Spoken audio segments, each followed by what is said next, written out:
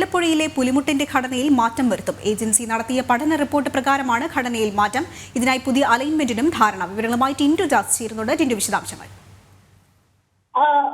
അതിനാൽ കാലങ്ങളായിട്ടുള്ള മത്സ്യത്തൊഴിലാളികളുടെ ആശങ്കയ്ക്കാണ് പരിഹാരം ഉണ്ടാകുന്നത്. മുതലപ്പുഴയിലെ മരണങ്ങൾ എക്കാലവും സംസ്ഥാനത്തിന് അതുപോലെ രാജ്യത്തിന് തന്നെ നോവായിരുന്നു. ഇത് മുന്നിൽ കണ്ടാണ് കേന്ദ്ര സർക്കാരിന്റെ ഇടപെടൽ.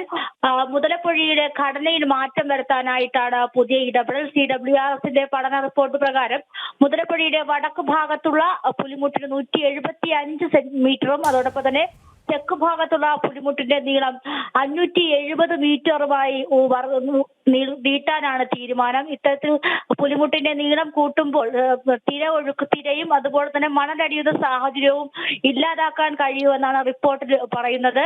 അതോടൊപ്പം തന്നെ വടക്ക് ഭാഗത്തു നിന്നുള്ള മണലൊഴുക്ക് ഒരുപക്ഷെ ഈ തെക്ക് ഭാഗത്തുള്ള പുലിമുട്ടിൽ വന്ന് അടിഞ്ഞു കൂടുമോ എന്നൊരു ആശങ്കയും നിലനിൽക്കുന്നുണ്ട്. ഈ ആശങ്ക മുന്നിൽ കണ്ടുകൊണ്ട് മത്സ്യത്തൊഴിലാളികളുമായി ചർച്ച ചെയ്തായിരിക്കും ഒരു തീരുമാനത്തിലേക്ക് എത്തുക. എന്തായാലും കഴിഞ്ഞ 10-11 വർഷത്തിനുള്ളിൽ 60ഓളം പേരാണ് മുതലപ്പുഴയുടെ അപകടങ്ങളിൽ മരണപ്പെട്ടിട്ടുള്ളത്. അപ്പോൾ അതുപോലെ തന്നെ വള്ളങ്ങളും മറ്റു മത്സ്യബന്ധന ഉപകരണങ്ങളും നശിച്ചിട്ടുമുണ്ട്. ഈ ഒരു സാഹചര്യത്തിൽ കൂടെയാണ് മുതലപ്പുഴയുടെ അടിയന്തരമായിട്ടുള്ള ഇടപെടൽ.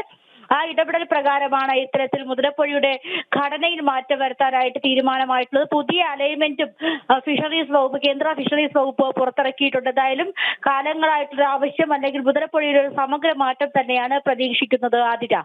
ശരി, തിരുവനന്തപുരത്ത് നിന്നും ടിൻഡു ദാസാണ് വിശദാംശങ്ങൾ നൽകിയത്.